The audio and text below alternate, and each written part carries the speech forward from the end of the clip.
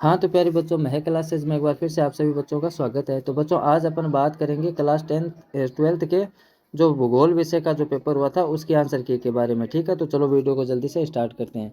अब देखो बच्चों, फर्स्ट जो क्वेश्चन था उसमें आपसे ये पूछा है कि मानव भूगोल मानव समाजों और धरातल के बीच संबंधों का संश्लेषण अध्ययन है। मानव भूगोल की यह परिभाषा किसने दी थी? तो बच्चों इसमें ऑप्शन नंबर जो बी है, रेटजेल, ये इसका क्या हो जाएगा? राइट आंसर हो जाएगा। ठीक है, फिर जो दूसरा क्वेश्चन है उसमें पूछा है निम्नलिखित में से एशिया का सर्वाधिक आबादी वाला देश कौन सा है? तो सबसे ज़्यादा आबादी वाला देश है बच्चों ऑप्शन नंबर जो दे रखा है चीन, ये इसका राइट आंसर हो जाएगा। ठीक है, फिर जो तीसरा क्वेश्चन है भारत के उत्तरी पूर्वी राज्यों में स्थानांतरित कृषि को मतलब क्या कहा जाता है? तो बच्चों झूमिंग कहा जाता है। ऑप्शन नंबर जो ए है इसका वो राइट आंसर हो जाएगा। ठीक है, फिर जो चौथा क्वेश्चन है ये कह रहा है आधारभूत उद्योग है, तो इसमें ऑप्शन नंबर जो स है वो क्या हो जाएगा? हमारा राइट आंसर हो जाएगा। ठीक है, फिर जो इसके आगे वाला क्वेश्चन है पांचवा क्वेश्चन, ये कह रहा है तृतीय क्रियाकलाप का उदाहरण है। तो बच्चों इसमें ऑप्शन नंबर जो है परिवहन, ये हमारा क्या हो जाएगा? राइट आंसर हो जाएगा। अब छठे क्वेश्चन की बात करें, आधुनिक संचार का साधन है तो बच्चों इंटरनेट। ठीक है, ये इसका राइट आंसर हो जाएगा। फिर सातवें क्वेश्चन की अगर बात करें, कौन से समुद्री मार्ग को वृहद ट्रंक मार्ग कहा जाता है? तो बच्चों ऑप्शन नंबर जो स है उत्तरी अटलांटिक समुद्री मार्ग, ये हमारा क्या हो जाएगा? राइट आंसर हो जाएगा। ठीक है, फिर आठवां जो क्वेश्चन है एशिया का आंत्रपो पतन है, तो बच्चों सिंगापुर, ऑप्शन नंबर जो ब दे रखा है वो राइट आंसर है। फिर जो नौवां क्वेश्चन है विश्व संगठन का मुख्यालय कहाँ पर स्थित है? तो बच्चों जिनेवा के अंदर स्थित है। ठीक है, फिर जो 10वां क्वेश्चन है वो कहता है गैरीसिन नगर का उदाहरण है, तो बच्चों ऑप्शन नंबर जो स है अम्बाला, ये इसका क्या हो जाएगा? राइट आंसर हो जाएगा। ठीक है ना, फिर 11वें क्वेश्चन की बात करें पेय फसल है, मतलब जो 11वां क्वेश्चन है पेय फसल है, तो बच्चों ऑप्शन नंबर जो ब है कॉफ़ी, ये हमारी क्या हो जाएगी? Right answer. ठीक है, फिर इसके आगे वाले क्वेश्चन की बात करें अरवारी पानी संसद किस राज्य की जल संभर प्रबंधन योजना है? तो बच्चों इसमें जो ऑप्शन होगा ड राजस्थान, ये इसका क्या हो जाएगा? राइट आंसर हो जाएगा। ठीक है, फिर जो अगला क्वेश्चन है भारत सरकार ने देश में प्रति व्यक्ति जल की उपलब्धता सुनिश्चित करने के लिए कौन सा अभियान चलाया है? तो बच्चों जल क्रांति जो दे रखा है ऑप्शन नंबर ए, ये क्या हो जाएगा? हमारा राइट आंसर हो जाएगा। फिर 14वें क्वेश्चन की बात करें धात्विक खनिज है, 14 जो क्वेश्चन है धात्विक खनिज है बच्चों, ऑप्शन नंबर जो सह दे रखा है तांबा, ये इसका क्या हो जाएगा? राइट आंसर हो जाएगा। फिर 15वें क्वेश्चन की बात करें बॉक्साइट किस धातु का अयस्क है? तो बच्चों ऑप्शन नंबर जो ब है एल्यूमिनियम, ये इसका क्या हो जाएगा? राइट आंसर हो जाएगा। फिर 16वां क्वेश्चन देखें इंदिरा गांधी नहर की संकल्पना किसने प्रस्तुत की थी? तो बच्चों ऑप्शन नंबर जो द है कंवर सेन ने। ठीक है ना, ये इसका राइट आंसर हो जाएगा। फिर जो अगला क्वेश्चन है 17वां सामरिक दृष्टि से महत्वपूर्ण सड़क बनाने का कार्य कौन सा संगठन करता है? तो बच्चों जो ऑप्शन नंबर से है सीमा सड़क संगठन, ये इसका क्या हो जाएगा? राइट आंसर हो जाएगा। अब लास्ट क्वेश्चन बचा है बच्चों आपका ऑप्शनल, ये कह रहा है मुंबई पतन के दबाव को कम करने के लिए किस अनुसंगी पतन का निर्माण किया गया था? तो बच्चों इसमें जो ऑप्शन नंबर द है जवाहरलाल नेहरू, ये इसका क्या हो जाएगा? राइट आंसर हो जाएगा। ठीक है, फिर जो दूसरा क्वेश्चन है उसमें बच्चों आपसे रिक्त स्थान पूछे हैं। ठीक है ना, तो इसका जो फर्स्ट है उसमें क्या कह रहा है जननांकीय संक्रमण सिद्धांत की, इसमें बच्चों आपको प्रथम भरना था, प्रथम अवस्था। ठीक है, ये इसका राइट आंसर हो जाएगा। फिर दूसरा जो है मानव विकास की अवधारणा का प्रतिपादन doctor महबूल ul Haq, doctor महबूल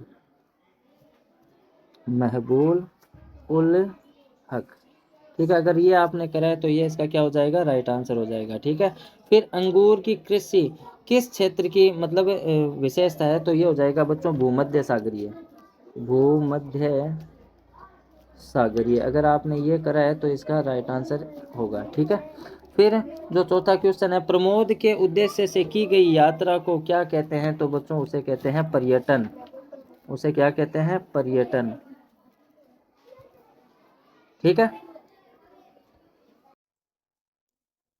question है व्यक्तियों व वस्तुओं को एक स्थान से दूसरे स्थान पर ले जाने की सेवा को क्या कहते हैं? परिवहन कहते हैं।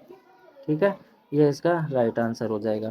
फिर जो छठा क्वेश्चन है वो कह रहा है को अंतर्राष्ट्रीय व्यापार का प्रवेश द्वार कहा जाता है, तो इसको आप बंदरगाह लिख सकते हो, तो बंदरगाह। ठीक है, पतन भी लिख सकते हो, दोनों राइट है। ठीक है, फिर जो अगला क्वेश्चन है सातवां, ये कह रहा है 2011 की जनगणना के अनुसार भारत में सर्वाधिक जनसंख्या का घनत्व वाला राज्य है तो बच्चों बिहार। ठीक है, ये इसका क्या हो जाएगा, राइट आंसर हो जाएगा। फिर जो 8वां क्वेश्चन है, ये कह रहा है रानीगंज व झरिया नगरों के उदाहरण है तो बच्चों खनन। ठीक है, फर्स्ट ये और दूसरा खनिज, ये भी एक ही है। ठीक है ना, तो फर्स्ट मैं खनन को ही दूंगा, तो ये राइट आंसर हो जाएगा। ठीक है, फिर जो 9वां क्वेश्चन है वो कह रहा है केंद्र सरकार द्वारा प्रायोजित जल संभर विकास योजना है तो इसमें बच्चों होगा हरियाली केंद्र। हरियाली केंद्र, ये इसका राइट आंसर हो जाएगा। फिर लास्ट, सूखा संभावित क्षेत्र कार्यक्रम पंचवर्षीय योजना में प्रारंभ हुआ तो बच्चों चौथी। ठीक है, चौथी पंचवर्षीय योजना में वो प्रारंभ हुआ था। ठीक है, फिर बच्चों जो आगे क्वेश्चन है वो अति लघुरात्मक क्वेश्चन है, जो आपसे एक एक मतलब ये एक एक नंबर के पूछे हैं। ठीक है ना, तो फर्स्ट क्वेश्चन देखो क्या कह रहा है, मुख्य श्रमिक किसे कहते हैं। तो बच्चों मुख्य श्रमिक वो होते हैं जो एक वर्ष में कम से कम, यानी एक वर्ष में कम से कम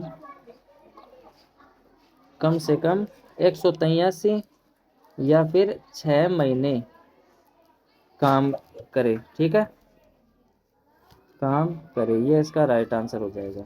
ठीक है, यानी एक वर्ष में कम से कम 183 या फिर 6 महीने काम करे दिन। ठीक है ना, फिर ये कह रहा है कि नहीं, दो अपरंपरागत ऊर्जा स्रोतों के मतलब नाम देने, सुझाव देने तो बच्चों वो हो जाएंगे, एक तो सौर, यानी एक तो हो जाएगा सौर ऊर्जा और एक हो जाएगा पवन। ठीक है ना, पवन ऊर्जा, तो ये इसका राइट आंसर हो जाएगा। फिर जो तीसरा है, ये कह रहा है उन भूवैज्ञानिक कालों के नाम लिखिए जिनमें भारत में कोयला मतलब निर्मित हुआ या फिर जिसका निर्माण हुआ।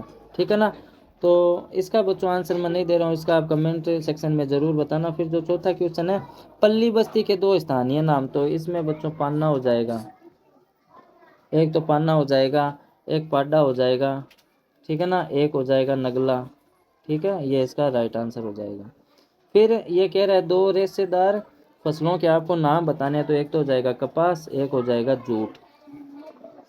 ठीक है, फिर इसके जो आगे वाला क्वेश्चन है, ये कह रहा है मानव भूगोल की कौन सी विचारधारा मार्क्स के सिद्धांत पर आधारित है तो वो हो जाएगा बच्चों अमूलवादी। ठीक है, अमूलवादी सिद्धांत पर, ये इसका राइट आंसर हो जाएगा। फिर ये कह रहा है जनसंख्या के वितरण को प्रभावित करने वाले दो भौतिक कारणों के नाम लिखने, तो एक तो हो जाएगा बच्चों जलवायु। ठीक है, और एक हो जाएगा भूमि। ठीक है, ये इसका राइट आंसर हो जाएगा। फिर ये कह रहा है आवधिक बाजार किसे कहते हैं, तो आवधिक बाजार बच्चों वो होता है जो सप्ताह में एक बार लगता है, सप्ताह में एक बार लगता है। ठीक है, ये इसका राइट आंसर हो जाएगा। ठीक है, फिर जो लास्ट क्वेश्चन है बच्चों, प्रथम बार कौन से वर्ष मानव विकास की रिपोर्ट प्रकाशित हुई थी, तो बच्चों ये हो जाएगा 1990 में। ठीक है, तो ये इसका राइट आंसर हो जाएगा। अब बच्चों ये आपके आगे लघुरात्मक क्वेश्चन आ जाते हैं, जो बड़े क्वेश्चन आ जाते हैं। आई होप आपने अच्छे ही किए होंगे। ठीक है ना, तो बच्चों अब अपन नेक्स्ट वीडियो में मिलेंगे, तब तक के लिए बाय।